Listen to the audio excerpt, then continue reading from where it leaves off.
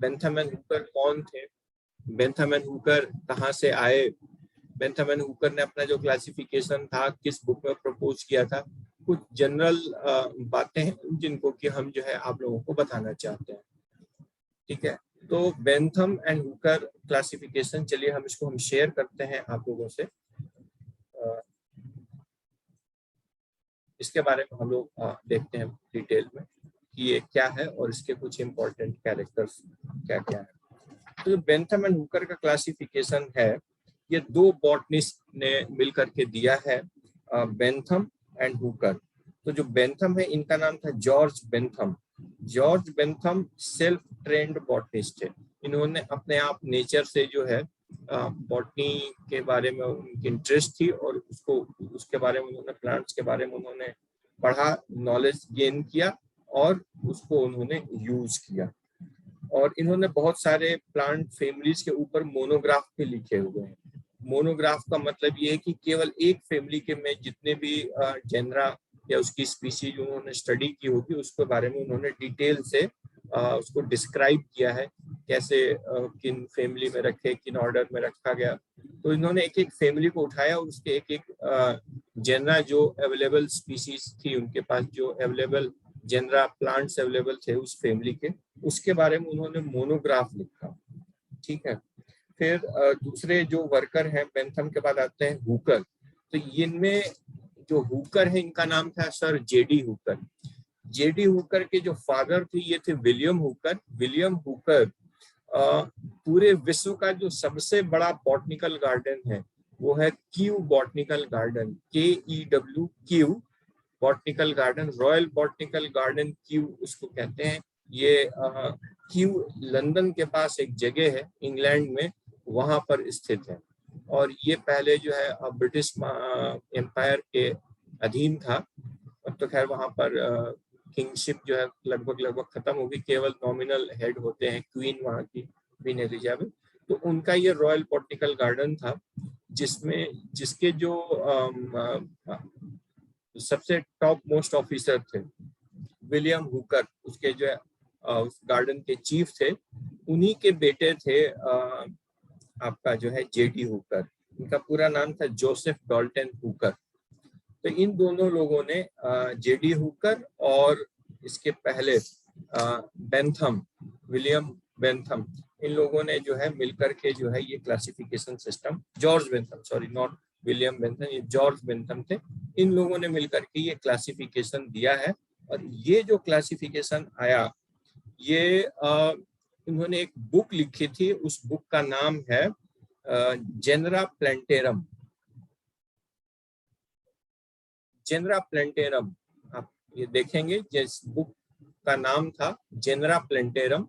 ये बुक 1863 से 78 के बीच में 3 वॉल्यूम में लिखी गई थी। कितने वॉल्यूम थे?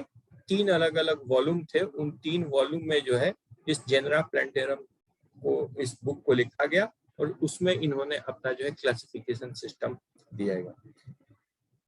फिर इनका जो क्लासिफिकेशन सिस्टम था जनरली, ये जो है बेसिकली इसमें इन्होंने 202 फैमिलीज को डिस्क्राइब किया था और टोटल 7569 जेनरा इन्होंने जो है अपने क्लासिफिकेशन सिस्टम में डिस्क्राइब किया था।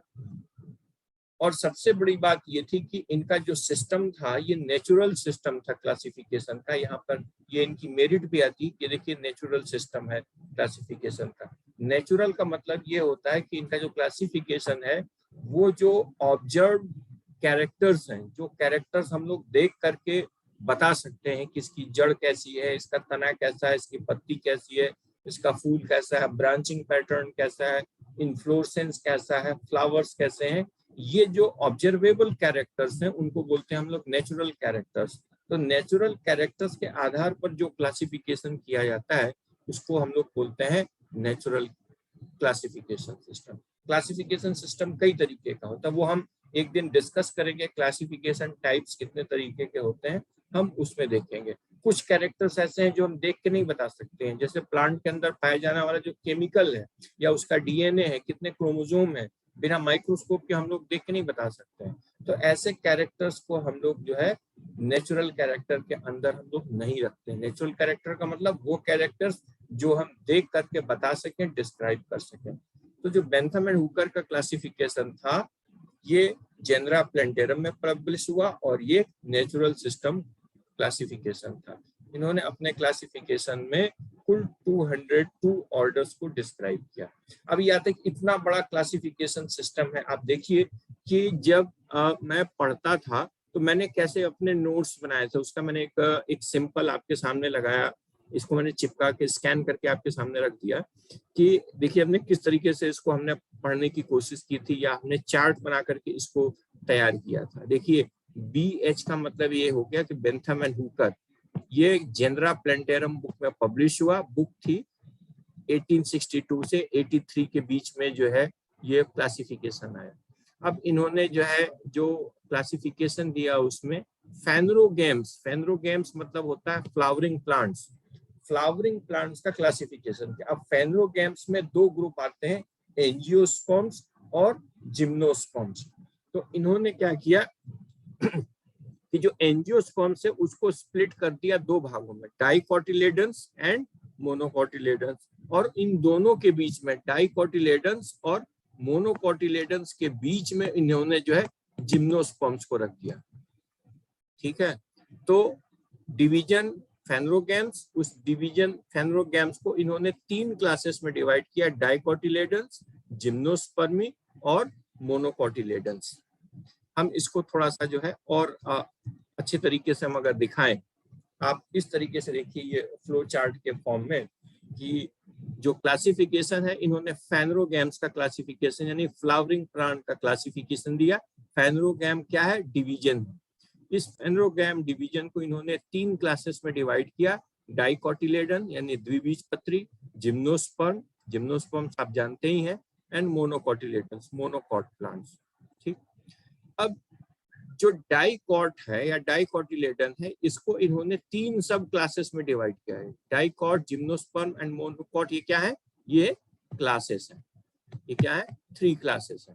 ठीक, इन क्लासेस में डिवाइड किया। अब हम इंडिविजुअल देखें डाइकोटिलेडन को, डाइकोटिलेडन को इन्होंने 3 सब क्लासेस में डिवाइड किया, पॉलीपेटली, गैमोपेटली एंड मोनोक्लेमाइडी। पॉलीपेटली नाम इंडिकेट कर रहा है, पॉली मतलब कई, पेटली माने पेटल्स, पेटल्स मतलब होता है दल पुंज। फ्लावर्स में आप देखेंगे तो सबसे बाहर जो है ग्रीन कलर का बाह्य दल पुंज होता है, उसको हम लोग बोलते हैं सेपल। सेपल के अंदर पेटल होता है, पेटल यानी दल पुंज, जिसको कि कलर्ड फ्लावर, फ्लावर का जो एक्चुअली कलर होता है उसको हम पेटल से ही आइडेंटिफाई करते हैं कि लाल रंग का फूल है, सफेद रंग का फूल है, बैंगनी है, गुलाबी है, किस रंग का फूल है वो उसके पेटल से पहचाना जाता है। तो पॉलीपेटली, पॉली मतलब होता है मेनी, बहुत सारे, पेटली मतलब पेटल्स, ऐसे फ्लावर्स जिसमें पेटल्स बहुत सारे, ठीक, उसको बोलते हैं पॉलीपेटली। तो एक सब क्लास में इन्होंने जो है पॉलीपेटली रखा, जिसमें कि वो सारे फैमिलीज रखी, वो सारे ग्रुप्स रखे जिसमें कि फ्लावर्स के जो पेटल्स थे वो पेटल की संख्या एक से ज्यादा थी, जिसमें से कि पेटल्स आपस में अलग अलग सेपरेट थे। दूसरा ग्रुप सब क्लास इन्होंने रखा गैमोपेटली, ऐसा ग्रुप जिसमें कि वो पौधे आते हैं जिनके जो पेटल्स से, गैमो मीन्स फ्यूज्ड, यहाँ पर हम लिख देते हैं गैमो का मतलब होता है, गैमो का मतलब होता है फ्यूज्ड।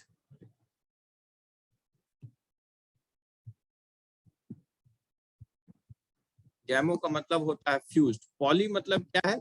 सेपरेट, सेपरेट मतलब अलग अलग। तो वो ग्रुप जिसमें पेटल्स अलग अलग हो, गैमोपेटली में जिसमें कि पेटल्स आपस में फ्यूज्ड हो, चिपके हुए हो। अब मोनोक्लेमाइडी, मोनोक्लेमाइडी में उन्होंने उन प्लांट्स को रखा जिसमें पेटल्स एब्सेंट हो, ए पेटल्स, ए मतलब एब्सेंट, पेटल्स एब्सेंट, या पेरियंथ, अगर फ्लावर में पेटल्स नहीं है तो कई बार क्या होता है? पेरियंथ होता है। पेरियंथ मतलब जब सेपल और पेटल में हम डिफरेंस नहीं कर पाते हैं तो उसको हम लोग बोल देते हैं टेपल। ठीक है, तो पेरियंस में क्या होता है? या तो ए पेटलस या उसमें क्या पाए जाते हैं? टेपल्स पाए जाते हैं।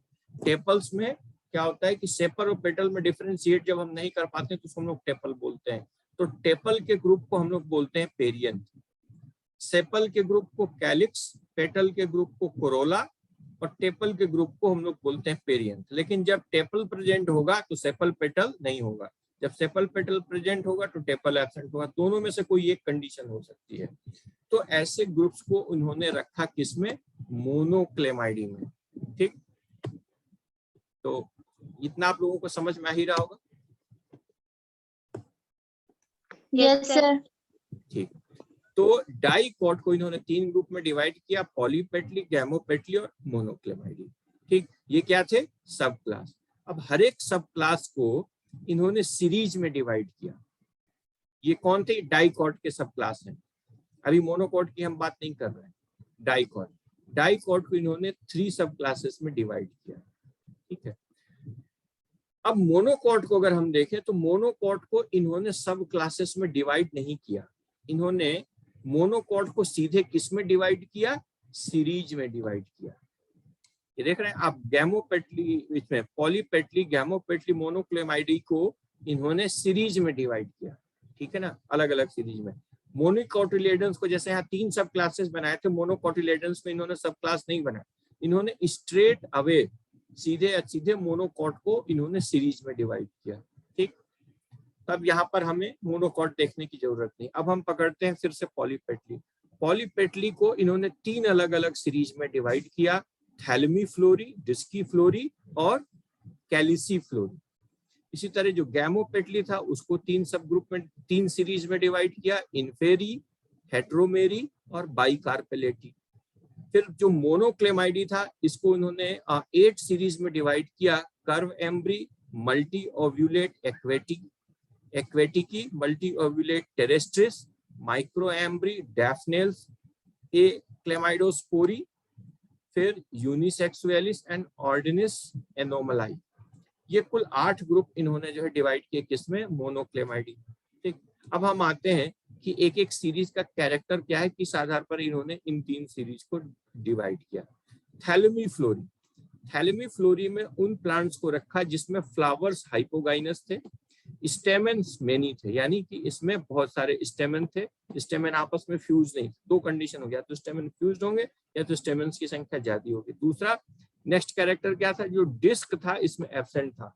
ओवरी के नीचे कुछ प्लांट्स में डिस्क पाया जाता है और ओवरी के नीचे डिस्क एब्सेंट पाया जाता है। ऐसे फ्लावर्स जिसमें डिस्क एब्सेंट थे उनको उन्होंने थैलेमी फ्लोरी में रखा, यानी flower hypogynous, stamen many and disc absent. ऐसे ग्रुप वाले पौधों को उन्होंने थैलेमी फ्लोरी में रखा। फिर आता है डिस्की फ्लोरी। डिस्की फ्लोरी में फ्लावर्स हाइपोगाइनस थे, लेकिन जैसा नाम बताता है डिस्क, यहाँ पर डिस्क एब्सेंट है, यहाँ पर डिस्क प्रेजेंट है बिलो द ओवरी। ये इसका इंपॉर्टेंट कैरेक्टर था। फिर आता है हाइपोगाइनस क्या होता है? हाँ, हाइपोगाइनस। Yes sir. क्या हाइपोगाइनस क्या होता है? हाँ, ये हाइपोगाइनस फ्लावर की कंडीशन होती है जिसमें कि डिफरेंट फ्लावर पार्ट्स गाइनीशियम के नीचे से निकलते हैं। फॉर एग्जांपल मान लीजिए हम एक यहाँ पर एक फ्लावर बना रहे हैं साइड में, ये क्या है? कार्पेल, और ये क्या है? थैलेमस, जिसमें से जो है सारे पुष्पवृंत जिसको हम लोग बोलते हैं। अब ये देख रहे हैं ओवरी, अब इस ओवरी के नीचे से इसमें स्टेमन निकले, मान लीजिए ये निकला स्टेमन। ठीक है, फिर ये क्या हो गया? ये हो गया पेटल, और ये क्या हो गया? सेपल। तो सारे जो फ्लावर के ऑर्गन्स हैं ओवरी के नीचे से निकल रहा है ना। Yes sir.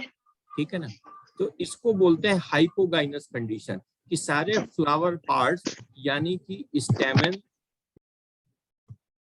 फिर ये क्या हो गया? पेटल, और ये क्या हो गया? सेपल। ये सब ओवरी के नीचे से निकल रहे हैं। ये क्या है? ओवरी। तो ऐसे फ्लावर को हाइपोगाइनस कहते हैं। ठीक, जी सर। ठीक है ना, इतना समझ में आ गया? Yes sir. Very good. तो ये हमारा हो गया हाइपोगाइनस फ्लावर। इपिगाइनस उल्टा हो जाएगा। इपिगाइनस में क्या होगा कि गाइनीशियम जो है, जो अभी सबसे ऊपर है, वो सबसे नीचे आ जाएगा। ठीक, इसको बोलते हैं इपिगाइनस। तो ये हो गया हाइपोगाइनस कंडीशन। ठीक है, तो अभी आप लोगों को क्लासिफिकेशन याद रखना है कि इसको हम कैसे याद करें, किस आधार पर कौन कौन से कैरेक्टर, रटना नहीं है बल्कि आप उसको समझ लें। तो इस टर्मिनोलॉजी को समझेंगे तो वो चीजें आपके लिए और आसान हो जाएगी, ठीक है ना। फिर यहाँ पर आ गया फ्लावर पेरीगाइनस और इपीगाइनस। मैंने बताया था ना, हाइपोगाइनस का जस्ट उल्टा हो गया एपीगाइनस। एपी मतलब सारे फ्लोरल पार्ट्स जो है गाइनिशियम के ऊपर से निकल रहे हैं, ठीक। यानी कि जो फ्लावर है, फ्लावर का जो ये कार्पेल है, ठीक, अब इसके ऊपर से सारे निकले। ये हो गया स्टेमन, ये हो गया पेटल और ये हो गया सेपल। इसमें क्या है, गाइनीशियम के सब, गाइनीशियम सबसे नीचे है, बाकी फ्लोरल पार्ट सब उसके ऊपर है। तो ये हो गया इपीगाइनस। पेरीगाइनस में क्या होता है कि पेरीगाइनस में एक डिस्क शेप स्ट्रक्चर, ये जो थैलमस है, पुष्पवृंत जिसको हम लोग कहते हैं, ये डिस्क शेप हो जाता है। और यहाँ पर ये हो गया आपका कार्पेल, और यही इस डिस्क से जो है पेटल और सेपल्स इसमें से जो है निकलते हैं। तो इसको बोलते हैं पेरीगाइनस कंडीशन, ठीक है। ये हम आप लोगों को बाद में इसके बाद जब हम क्लासेस लेंगे, जब ये आएगा टैक्सोनोमिक कैरेक्टर्स, तब उसमें हम इन चीजों को डिस्कस करेंगे, ठीक है। तो कैलिसिफ्लोरी में इन्होंने पेरीगाइनस और इपीगाइनस फ्लावर्स को रखा। तो यहाँ पर अगर हम इवोल्यूशन के पॉइंट ऑफ व्यू से देखें, तो इवोल्यूशन के पॉइंट ऑफ व्यू से ये जो क्लासिफिकेशन था, जिसमें कि थैलेमी फ्लोरी जिसमें फ्लावर्स हाइपोगाइनस, इनको पहले रखा, और पेरीगाइनस और इपीगाइनस वाले फ्लावर्स इनको बाद में रखा।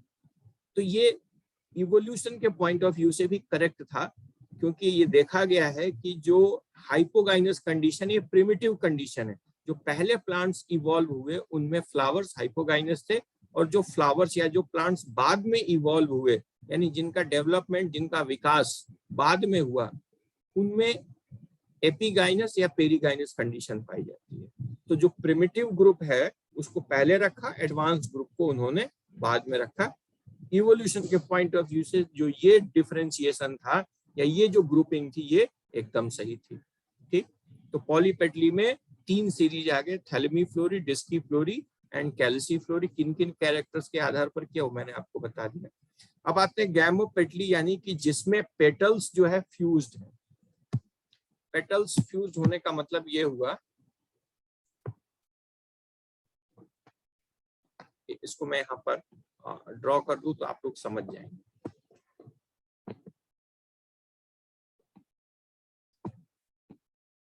जैसे पॉलीपेटली का मतलब ये है कि ये मान लीजिए पेटल है,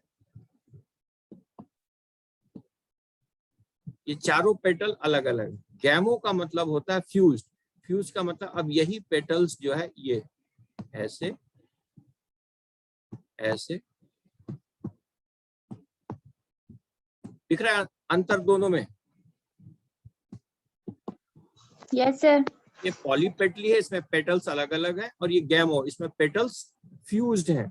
आप लोगों ने देखा होगा धतूरे का फूल, सफेद रंग का फूल होता है धतूरा, उसके जो पेटल्स होते हैं कैसे होते हैं, आपस में चिपके हुए होते हैं, सेपरेट नहीं होते हैं, ठीक है ना। और वही जो है सफेद चांदनी जो होती है, उसके सारे पेटल्स अलग हैं। गुड़हल का फूल आपने देखा होगा, उसके जो पेटल्स होते हैं वो अलग है। तो ये पॉलीपेटली हुआ, और ये जो है आपका गैमोपेटली हो गया, ठीक। अब आते हैं हम लोग गैमोपेटली में क्या क्या आया।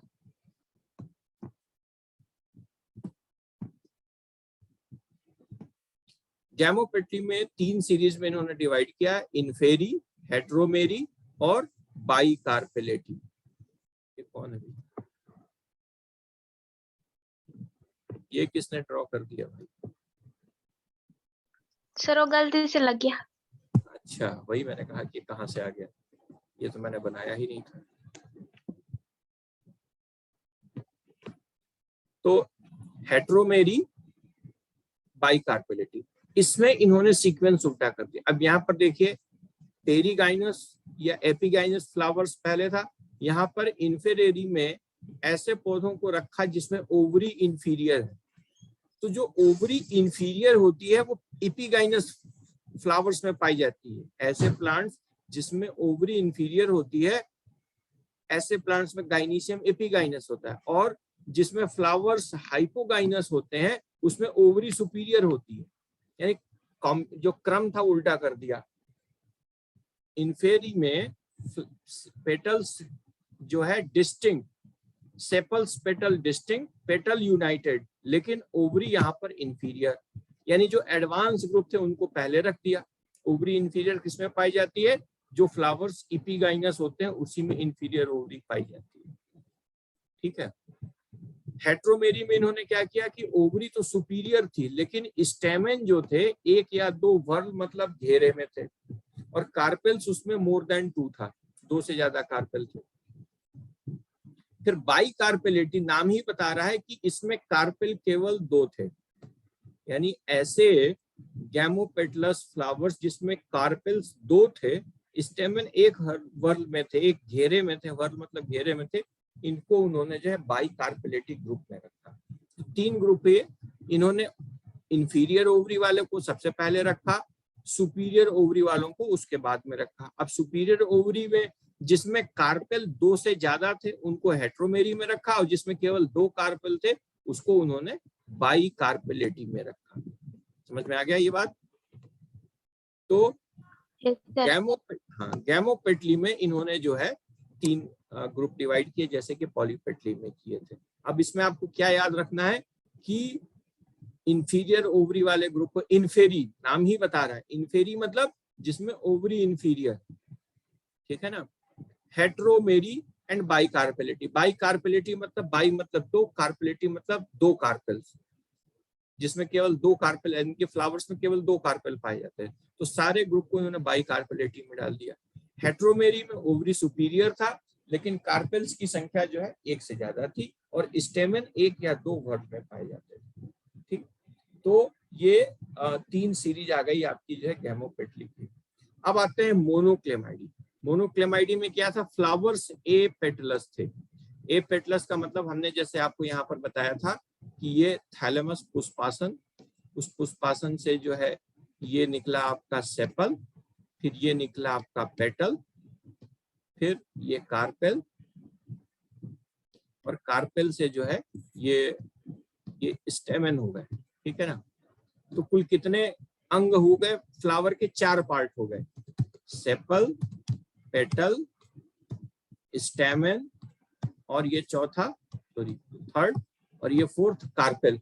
तो ऐसे फ्लावर को हम लोग बोलते हैं कंप्लीट फ्लावर, जिसमें से कि 2 एक्सेसरी वर्ल और 2 एसेंशियल वर्ल आ गए। एक्सेसरी मतलब सेपल, पेटल, इनका काम प्रोटेक्शन का होता है ना। मेल रिप्रोडक्टिव स्ट्रक्चर एंथर हो गया ये, और फीमेल रिप्रोडक्टिव स्ट्रक्चर कार्पेल हो गया। ठीक, तो ये 4 पार्ट्स हो गए एक टिपिकल फ्लावर के। जो मोनोक्लेमाइडी है या जो ए पेटलस फ्लावर्स होते हैं उनमें क्या होता है कि उसमें पुष्पासन है, पुष्पासन से केवल एक ही वर्ग निकलता है जिसको हम लोग बोलते हैं टेपल, यानी कि इसमें जो है आपका ये नंबर 2 और नंबर 1 आपस में फ्यूज होके एक ही स्ट्रक्चर बनाते हैं, तो इस स्ट्रक्चर को हम लोग क्या बोलते हैं? टेपल। और ग्रुप ऑफ टेपल को हम लोग क्या बोलते हैं? पेरियंथ। ग्रुप ऑफ टेपल को हम लोग क्या बोलते हैं? पेरियंथ। ये क्या था? सेपल, सेकेंड नंबर था पेटल। तो जब सेपल और पेटल फ्यूज हो जाएं तो वो क्या बनाते हैं? टेपल बनाते हैं। तो यहाँ पर केवल आपको 3 वर्ग मिलेंगे, टेपल, फिर ये कार्पेल, और ये स्टेमन। समझ में आ गया? तो ऐसे फ्लावर्स को हम लोग बोलते हैं ए पेटलस फ्लावर। यहाँ पर पेटल की जगह यहाँ पर टेपल हो गए और सेपल एब्सेंट होते हैं। बात समझ में आ गई?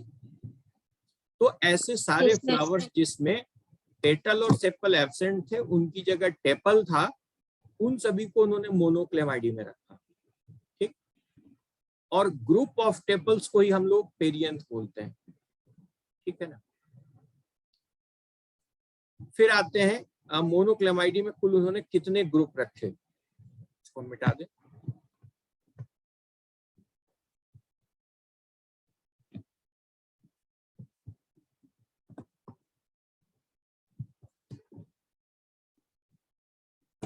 मोनोक्लेमाइडी में देखिए कुल इन्होंने 8 रखे कर्व एम्ब्री। कर्व मतलब मुड़ा हुआ, एम्ब्री मतलब एम्ब्रियो, ऐसा ग्रुप जिसमें कि एम्ब्रियो मुड़ा हुआ हो।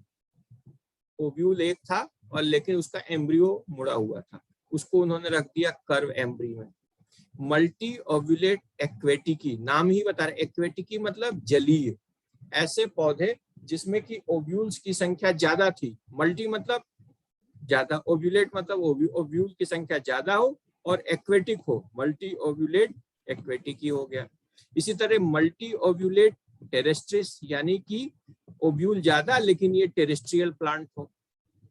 फिर माइक्रो एम्ब्री, माइक्रो मतलब छोटा, एम्ब्रियो माइन्यूट, ठीक। फिर डैफनेल्स, डैफनेल्स में उन ग्रुप को रखा जिसमें कार्पेल एक, ओव्यूल एक, यानी एक ओवरी और एक कार्पेल जिन फ्लावर्स में पाए गए, ऐसे प्लांट्स को उन्होंने डैफनेल्स में रख दिया। फिर ए क्लेमाइडोस्पोरी, ए क्लेमाइडोस्पोरी का कैरेक्टर क्या था, इसमें ओवरी इंफीरियर थी और यूनिलोक्यूलर इसमें ओव्यूल था। ओव्यूल की संख्या 1 से 3 थी, लेकिन कैसे थे ओव्यूल, यूनिलोक्यूलर। फिर आता है यूनिसेक्सुअलिस, फ्लावर्स यूनिसेक्सुअल थे, आइदर मेल थे या तो फीमेल थे।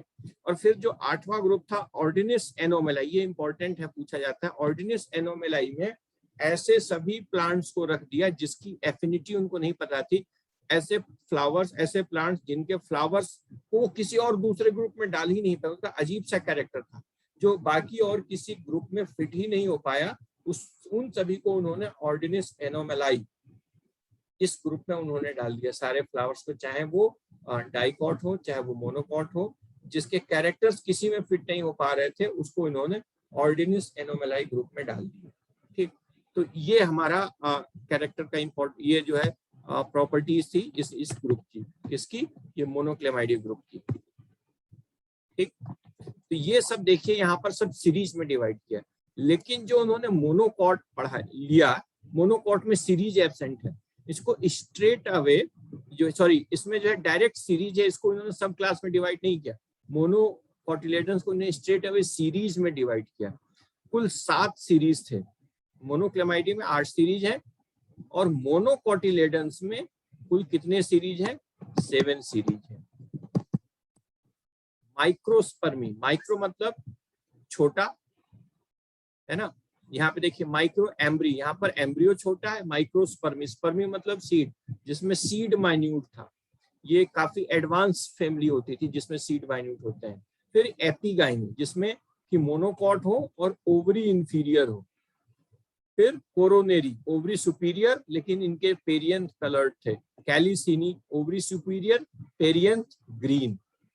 फिर न्यूडीफ्लोरी, न्यूडीफ्लोरी मतलब जिसमें पेरियंथ भी एब्सेंट, यानी टेपल भी एब्सेंट, केवल एंथर और कार्पेल, कोई प्रोटेक्शन का कवरिंग है ही नहीं, तो इनको न्यूडीफ्लोरी, न्यूडी मतलब नेकेड, फ्लोरी मतलब फ्लावर्स, नेकेड फ्लावर्स, नेकेड का मतलब क्या हुआ, कैलिक्स, कोरोला या सेपल, पेटल, टेपल कुछ भी नहीं है, न्यूडीफ्लोरी। एपोकार्पी, इसमें ovary superior, carpel more than 1 but free. Apocarpous, syncarpous, fused carpels होता है, एपोकार्पस ऐसे कार्पस जो कि जिनकी संख्या ज्यादा हो और आपस में फ्यूज ना हो, तो एपोकार्पी ग्रुप आ गया।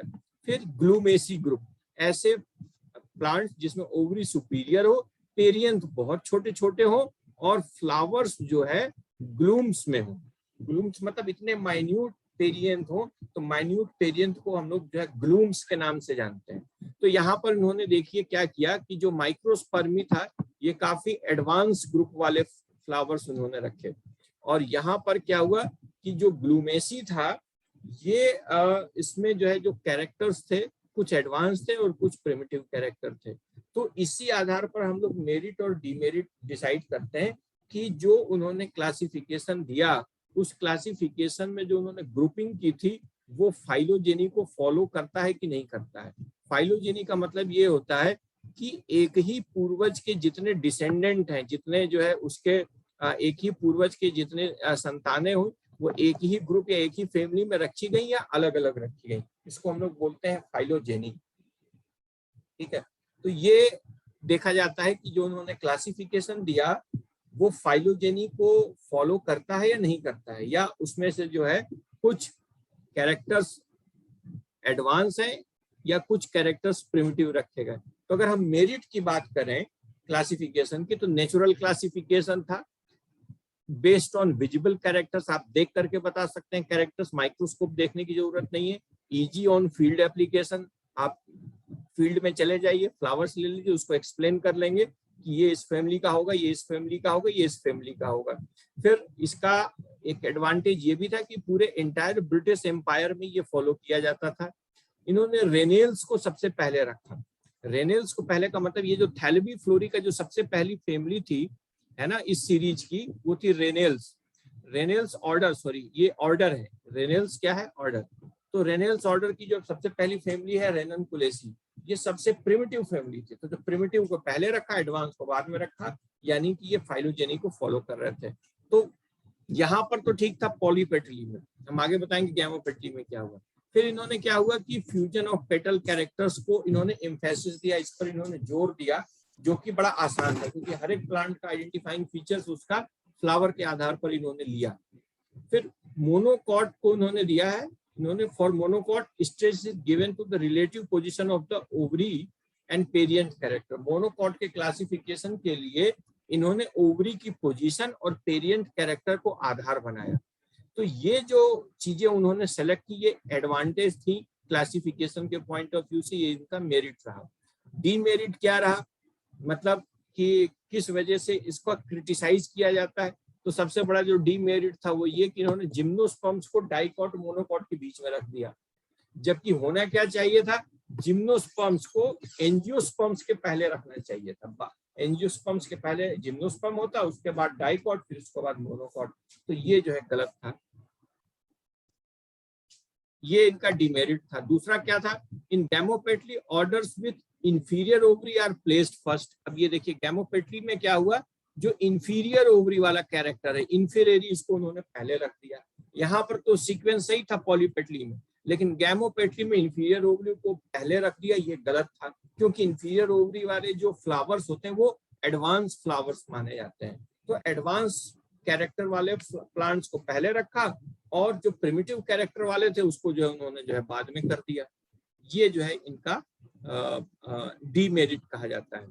फिर मोनोक्लेमाइडी is the artificial assemblage of the plant. ये जो मोनोक्लेमाइडी है, ये जो उन्होंने ग्रुप बनाया मोनोक्लेमाइडी, ये आर्टिफिशियल असेंबलेज, आर्टिफिशियल मतलब कुछ मतलब एक कैरेक्टर को उन्होंने जो है ध्यान में रख करके उसको क्लासिफाई नहीं किया, बल्कि आर्टिफिशियली डिफरेंट, सिर्फ इन्होंने एक कैरेक्टर ले लिया, क्या है इसमें सेपल पेटल एब्सेंट है, तो चाहे जो कैरेक्टर उसको सब लेकर के उन्होंने जो है मोनोक्लेमाइडी में डाल दिया। उसको उन्होंने डिटेल में स्टडी नहीं की थी मोनोक्लेमाइडी ग्रुप की। और कई क्या होता है कि कई इसके ग्रुप के जो मेंबर्स थे मोनोक्लेमाइडी के, वो गैमोपेटली से सिमिलरिटी ज्यादा शो करते थे, कुछ पॉलीपेटली से शो करते थे, लेकिन चूंकि उसमें टेपल्स प्रेजेंट है यानी कार्पेल वो सेपलोपेटल एब्सेंट नहीं है, तो लेकिन उन्होंने मोनोक्लेमाइडी में डाल दिया, बाकी कैरेक्टर्स को इग्नोर कर दिया। तो ये इनकी जो है एक डीमेरिट कही जाती है, क्योंकि कैरेक्टर के पॉइंट ऑफ व्यू से कुछ फैमिली जो थी मोनोक्लेमाइडी की गैमोपेटली से ज्यादा सिमिलरिटी शो करती थी, कुछ फैमिलीज पॉलीपेटली से ज्यादा शो करती थी, लेकिन चूंकि उसमें पेरियंथ प्रेजेंट था, सेपल पेटल एब्सेंट था, इसलिए उन्होंने मोनोक्लेमाइडी में डाल दिया। तो ये जो है आर्टिफिशियल असेंबलेज कहलाता है। ठीक है। फिर मोनोकॉट में क्या किया इन्होंने, सबसे बड़ी गलती की थी, जो मोस्ट एडवांस फैमिली थी मोनोकॉट को अगर हम देखें, ये मोनोकॉट यहाँ शुरू हो रहा है माइक्रोस्पर्मी, सीरीज 1 माइक्रोस्पर्मी, इसका सबसे पहली फैमिली रखी थी ऑर्किडेसी फैमिली। और आपको जान के हैरानी होगी, जो ऑर्किडेसी फैमिली है मोनोकॉट की, one of the most advance family in the monocots, सबसे एडवांस फैमिली है। तो सबसे एडवांस फैमिली को इन्होंने सबसे पहले रख दिया। ये देखिए ये क्या हो गया, डीमेरिट हो गई इनके क्लासिफिकेशन की। तो ये इनके क्लासिफिकेशन की इंपॉर्टेंट डीमेरिट थी। और मेरिट क्या थी कि सबसे खास बात क्या था बेंथम एंड हुकर क्लासिफिकेशन था कि कैरेक्टर देख के हम आसानी से फ्लावर्स को आइडेंटिफाई कर सकते हैं और उसको हम क्लासिफाई कर सकते हैं कि ये प्लांट किस ग्रुप में जा सकता है, किस डिवीजन में, किस सब क्लास में, किस क्लास में, और किस सीरीज का ये मेंबर हो सकता है, ये हम देखेंगे। फिर एक चीज और है, यहाँ पर आप ध्यान देखेंगे कि ये जो सीरीज है, इस सीरीज को इन्होंने ऑर्डर में डिवाइड किया था, ठीक है ना, अलग अलग ऑर्डर में। लेकिन ये जो ऑर्डर है, ये मोनोक्लेमाइडी और मोनोकोटिलेडनी, इसमें उन्होंने कोई ऑर्डर नहीं दिया था। ये जो मोनोक्लेमाइडी है और ये जो मोनोकोटिलेडन्स है, इसमें इन्होंने कोई ऑर्डर नहीं दिया था। केवल ऑर्डर दिया था इन्होंने डाइकॉट, इसमें डाइकॉट में ऑर्डर दिया था और इसमें पॉलीपेटली में ऑर्डर शो किया था और गैमोपेटली में इन्होंने ऑर्डर शो किए थे। लेकिन मोनोक्लेमाइडी और मोनोकोटिलेडन्स में इन्होंने कोई ऑर्डर नहीं दिया था, उसको उन्होंने ऑर्डर में डिफरेंशिएट नहीं किया था। तो ये कुछ इंपॉर्टेंट कैरेक्टर्स थे बेंथम एंड हुकर क्लासिफिकेशन के। तो जो इंपॉर्टेंट चीजें किस बुक में पब्लिश किया था इन्होंने, ठीक है, कितनी फैमिलीज थी इसको याद रखिएगा, किस टाइप का क्लासिफिकेशन था, नेचुरल क्लासिफिकेशन था, इस पे इम्फेसिस इन्होंने किस चीज पे दिया था, इन्होंने जो है फ्लोरल कैरेक्टर्स पर जो है इम्फेसिस दिया था। मेरिट और डिमेरिट क्या था, तो जो मेरी इंपॉर्टेंट मेरिट और डिमेरिट है वो मैंने आपको यहाँ पर बता दिया, ठीक है। तो इस तरीके से आप इसको अगर याद रखेंगे तो आपके लिए ये आसानी होगी, ठीक। तो